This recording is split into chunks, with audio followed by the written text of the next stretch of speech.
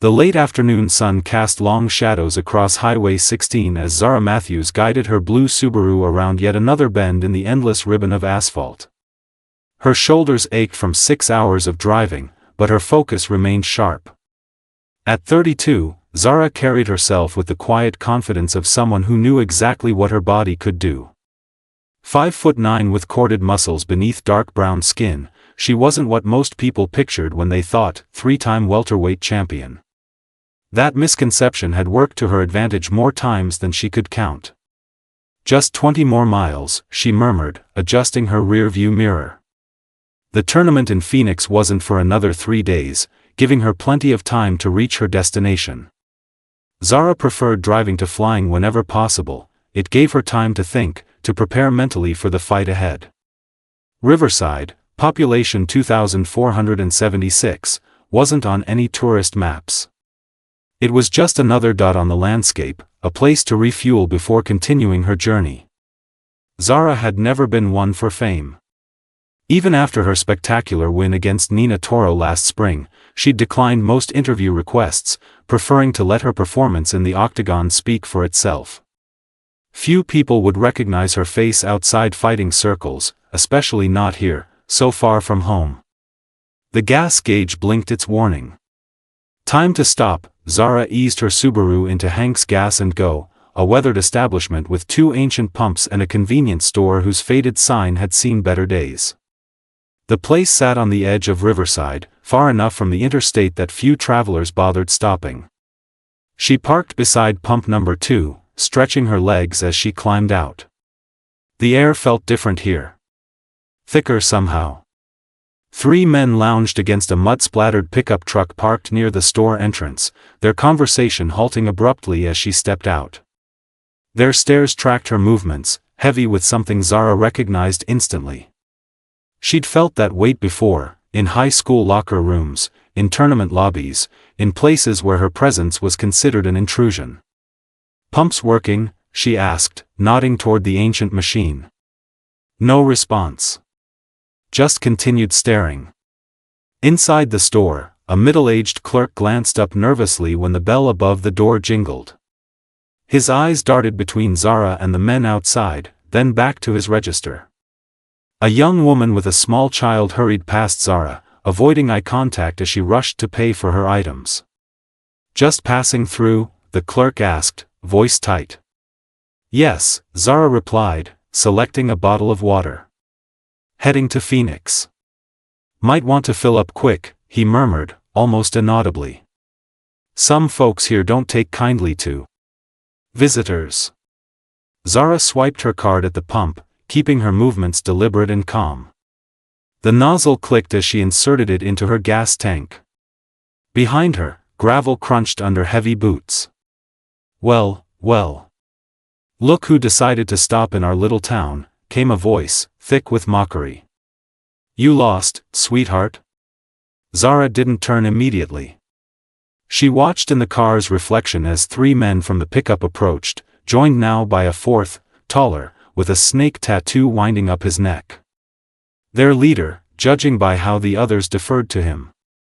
"Not lost," she replied evenly, finally turning. "Just getting gas." Snake Tattoo stepped closer, invading her space. "This ain't really a neighborhood for your kind." "Know what I mean?" "My kind of what? Drivers? Athletes? Women?" Zara asked, keeping her voice neutral despite the adrenaline beginning to course through her veins. One of the others, red baseball cap, patchy beard, spat on the ground near her shoes. "Don't play stupid. We don't want your black ass bringing down property values around here." "I'm just passing through," Zara said, maintaining eye contact with Snake Tattoo. "No trouble." Too late for that, a 3rd man chimed in, moving to block her driver's side door. "You brought trouble when you decided to stop here." Snake Tattoo reached out, fingering the sleeve of her jacket. "Nice car, nice clothes. You think you're better than us?" The pump clicked off. Zara carefully removed the nozzle and replaced it, screwing her gas cap back on with precise movements. Every muscle in her body had tensed, ready. She'd been in enough dangerous situations to recognize when things were about to escalate. "Please step back," she said clearly. "I'm leaving now." "Oh, you ain't going nowhere until we decide you can," Snake Tattoo replied, his smile revealing a gold-capped tooth.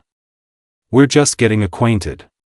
The men moved with practiced coordination, forming a loose semicircle around Zara and her vehicle. Through the gas station window, she noticed the clerk on the phone, gesturing frantically. Help wouldn't arrive quickly enough. "Look, I don't want any problems," Zara said, eyes calculating distances, assessing threats. "Should have thought about that before coming to Riverside," Snake Tattoo said, pulling a switchblade from his pocket. He didn't open it, just let it rest in his palm, a promise of what might come next. "Maybe we should teach you some manners." Red Cap moved closer, reaching for her arm. "How about you empty those pockets first? Consider it a toll for using our roads." Zara stepped back, maintaining distance. Her back bumped against her car. The fourth man, silent until now, blocked her last escape route, leaning against her driver's door with crossed arms. "Boys, we got ourselves a stubborn one," Snake Tattoo laughed, the sound sharp as broken glass. "I like that. Makes things interesting." Inside the store, the young mother clutched her child tighter, eyes wide with fear. The bell above the door jangled as another man entered, older, bearded, immediately joining the circle around Zara. 5 against 1 now. "Last chance," Snake Tattoo warned, flicking the blade open with practiced ease. "Empty your pockets, apologize for trespassing where you don't belong, and maybe we let you leave with just a few scrapes." Zara took a deep breath. Her hands remained loose at her sides, but every muscle coiled tight, ready. "You know," Zara said calmly, "there's still time to walk away from this. No harm done." She maintained eye contact with Snake Tattoo, recognizing him as the primary threat. "I'm sure none of you want trouble with the law." Red Cap snickered. "Sheriff's my cousin. Who do you think he'll believe? 5 upstanding local boys or some outsider causing problems?" "I understand," Zara nodded slowly. "But I'm not who you think I am." "Oh yeah?" The bearded newcomer moved closer. "Who are you then?" Zara straightened her posture, subtly shifting her weight to the balls of her feet. "My name is Zara Matthews. 3-time MMA welterweight champion. Currently ranked 2nd in the world." She spoke matter-of-factly, without bravado. "I'm heading to Phoenix for a tournament. That's all."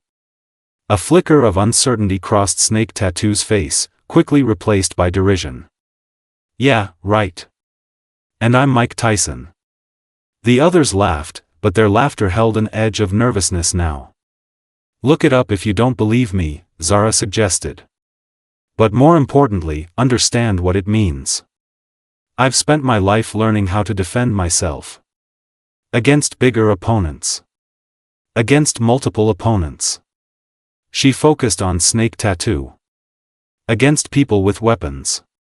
The silent man blocking her door pulled out his phone, thumbs moving across the screen. His eyes widened slightly. "Boss," he muttered to Snake Tattoo. She might be telling the Snake Tattoo lunged forward, blade slashing toward Zara's face. "I don't care who she thinks she is." "Listen," Zara said, her voice dropping lower, steadier. "I don't want trouble. You don't want trouble either, not the kind I bring." She kept her hands visible, palms slightly forward, non-threatening but ready. Snake Tattoo twirled his knife between his fingers. Pretty confident for someone outnumbered 5 to 1. It's not confidence. It's experience. Zara's eyes never left his. "I've been fighting professionally for 12 years. Not street brawls, disciplined combat against the best fighters in the world." Red Cap scoffed, but his eyes betrayed uncertainty. "You expect us to believe some story about Zara Matthews," the silent man interrupted, staring at his phone screen. Holy shit. That's really her. He turned the phone around, showing a photo of Zara standing victorious in the octagon, arm raised by the referee. The atmosphere shifted palpably.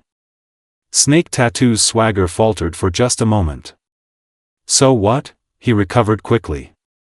Don't care if she's Muhammad Ali's daughter. She's still not welcome here. Think about what you're doing, Zara said quietly. I'm trained to disable opponents quickly and effectively. That's not a threat, it's a fact. Like telling you water is wet or fire burns. The youngest one, barely 20, stepped back slightly. You boys ever watch MMA fights? Zara asked conversationally, as if discussing the weather. Know what a rear naked choke feels like? Or how quickly an arm bar can snap your elbow? I don't want to hurt anyone. But make no mistake, her posture subtly shifted, hands moving to guard position. I will defend myself. Snake Tattoo lunged forward, blade slashing in a wild arc. Zara pivoted smoothly, her body responding with years of trained precision. The knife cut through empty air as she stepped inside his guard, grabbing his wrist and twisting sharply.